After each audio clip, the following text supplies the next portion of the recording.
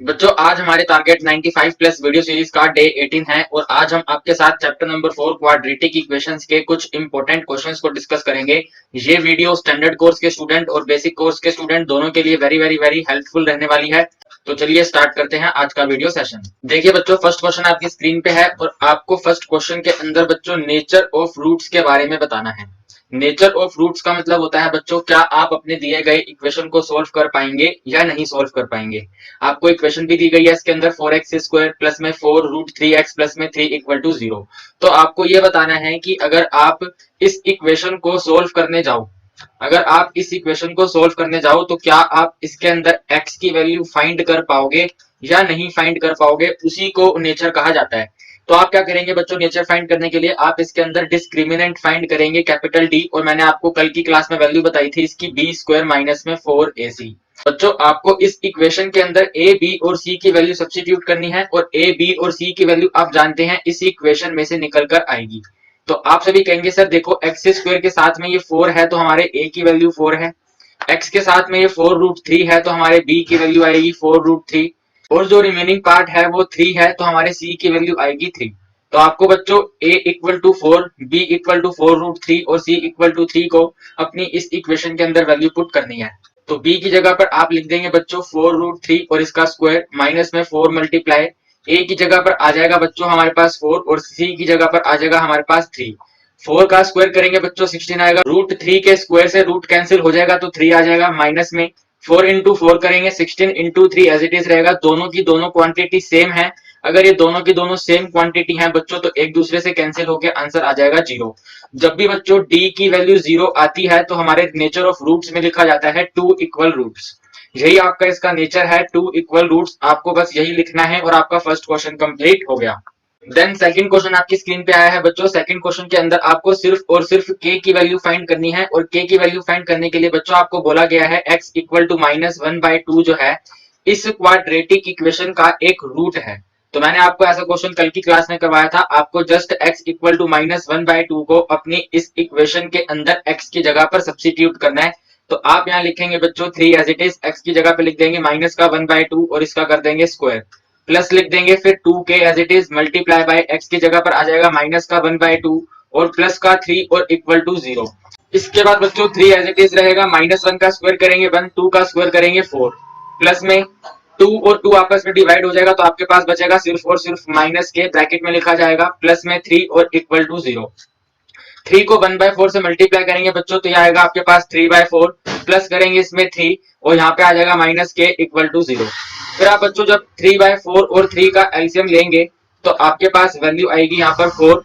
3 as it is, 3 को 4 से multiply करेंगे तो 12, माइनस में k और इक्वल टू में 0। 12 में 3 प्लस करेंगे बच्चों आएगा 15 डिवाइडेड बाय 4 माइनस के और इक्वल टू में 0। आपको बच्चों k की वैल्यू निकालनी है तो k को राइट हैंड साइड में ले जाओ, प्लस हो जाएगा तो आपके k की वैल्यू आ जाएगी बच्चों 15 divided by 4। Very very very simple question है ये। k का मान आपने निकाल लिया है 15/4। देन थर्ड क्वेश्चन आपकी स्क्रीन पे है बच्चों। थर्ड क्वेश्चन में भी आपको k की वैल्यू ही फाइंड करनी है। k की वैल्यू को फाइंड करने के लिए बच्चों आपको ये एक इक्वेशन दे दी गई है और बोला गया है इस इक्वेशन के जो रूट्स हैं बच्चों, वो कैसे हैं, वो रियल है। रियल रूट्स का मतलब होता है बच्चों जो इसका डिस्क्रिमिनेंट d है, एक तो वो ग्रेटर देन 0 भी हो सकता है और प्यारे बच्चों d जो है वो इक्वल टू 0 भी हो सकता है। तो हम इन्हीं दोनों का कॉम्बिनेशन लेते हैं, d ग्रेटर देन और इक्वल टू 0। तो हम इसके अंदर इस इक्वेशन का यूज करेंगे, d जो है वो ग्रेटर देन इक्वल टू 0 है। अगर बच्चों d greater than equal to 0 है तो d की वैल्यू रहती है b² माइनस में 4ac greater than equal to 0 लिख देंगे। अब आप बच्चों इस इक्वेशन में से a, b और c निकालेंगे तो a की वैल्यू लिख देंगे 1, b की वैल्यू लिख देंगे 4 और c की वैल्यू लिख देंगे k। क्योंकि बच्चों x स्क्वायर का कोफिशिएंट a होता है तो वो 1 है, x का कोफिशिएंट b होता है तो वो 4 है और रिमेनिंग पार्ट c होता है यानी कि k जो है वो c की वैल्यू है। तो बच्चों आपको b का स्क्वायर करना है यानी कि आप करेंगे 4 का स्क्वायर माइनस में 4 मल्टीप्लाई, a की जगह पर लिख देंगे 1 और c की जगह पर लिख देंगे k greater than equal to 0। इसके बाद बच्चों सोल्व करेंगे तो 4 का स्क्वायर हो जाएगा 16 माइनस में आ जाएगा 4k greater than equal to 0। इसके बाद बच्चों ये जो माइनस का 4k है जब आप इसको राइट हैंड साइड में लेके जाओगे तो ये प्लस हो जाएगा और ये वाला साइन एज इट इज रहेगा ग्रेटर देन इक्वल टू 0। ये आ गया प्लस का 4k और यहाँ पे है 16। अब आप बच्चों इसको अदर वे राउंड करके लिखेंगे तो देखिए 4k तो आएगा ही आएगा, लेकिन देखो 4 के आगे जो ये ग्रेटर देन इक्वल टू है, ग्रेटर देन इक्वल टू नहीं है। अगर आप इसको राइट हैंड साइड से पढ़ेंगे तो 4 के साथ में लिखा गया है ये लेस देन इक्वल टू 16। हमने बस इक्वेशन को रिवर्स करके लिखा है। तो 4 के आगे जो चिड़िया की चोंच है वो बंद है, तो 4 के आगे चिड़िया की चोंच बंद ही रहेगी। तो आप यहाँ लिख देंगे बच्चों k की वैल्यू जो है वो लेस देन है 4। तो आपका आंसर आया बच्चों k की वैल्यू अगर 4 से लेस देन होगी या फिर इक्वल टू 4 होगी तो आपके रूट्स जो है वो कैसे होंगे, रियल होंगे। तो यही आपके इस क्वेश्चन का कंप्लीट आंसर है। देन आज की क्लास का फोर्थ क्वेश्चन आपकी स्क्रीन पे है बच्चों। आपको x की वैल्यू फाइंड करनी है और आपको एक इक्वेशन दी गई है।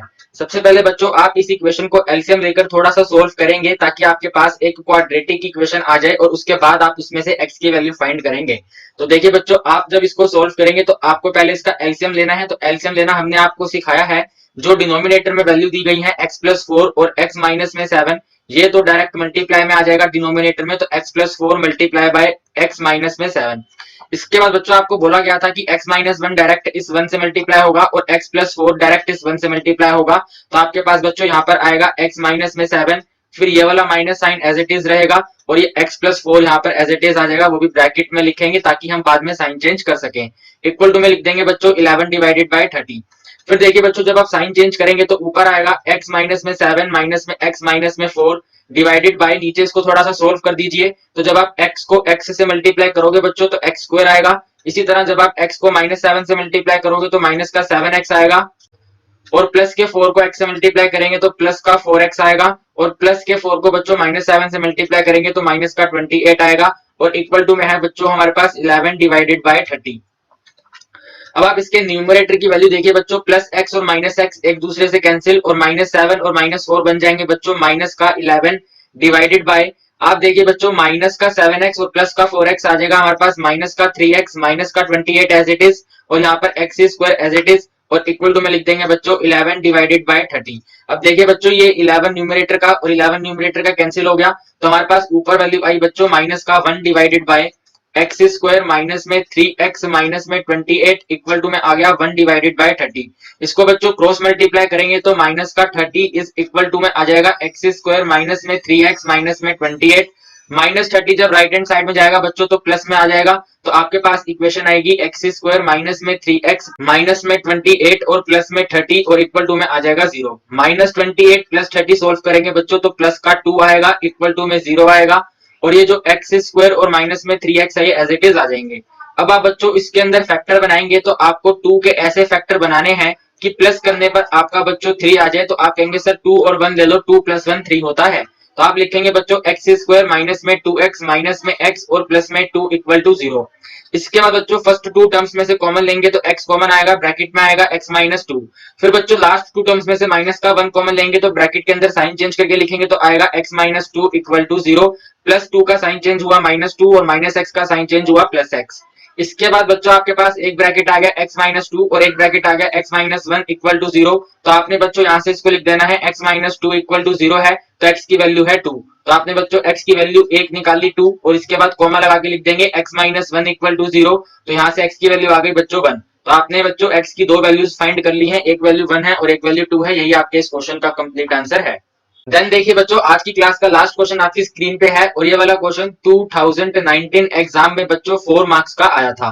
आपको क्वेश्चन के अंदर बच्चों ये प्रूफ करना है कि a इंटू डी बराबर है b इंटू सी के और इसके लिए बच्चों आपको ये एक इक्वेशन दे दी गई कि और बोला गया है अगर आप इस इक्वेशन के रूट्स फाइंड करेंगे, अगर आप इस इक्वेशन के रूट्स फाइंड करेंगे तो वो कैसे होंगे, इक्वल होंगे। तो बच्चों आपको ये बात हमेशा हमेशा ध्यान रखनी है कि जब भी रूट्स इक्वल बोले जाएंगे तो आप उसके अंदर d की वैल्यू 0 इक्वेट करेंगे तभी जाके आपका आंसर कंप्लीट आएगा। लेकिन हमें इसके अंदर आंसर फाइंड नहीं करना, हमें d इक्वल टू 0 की कंडीशन का यूज करके बच्चों लास्ट में लेकर आना है कि a इंटू डी जो है वो b इंटू सी के बराबर है।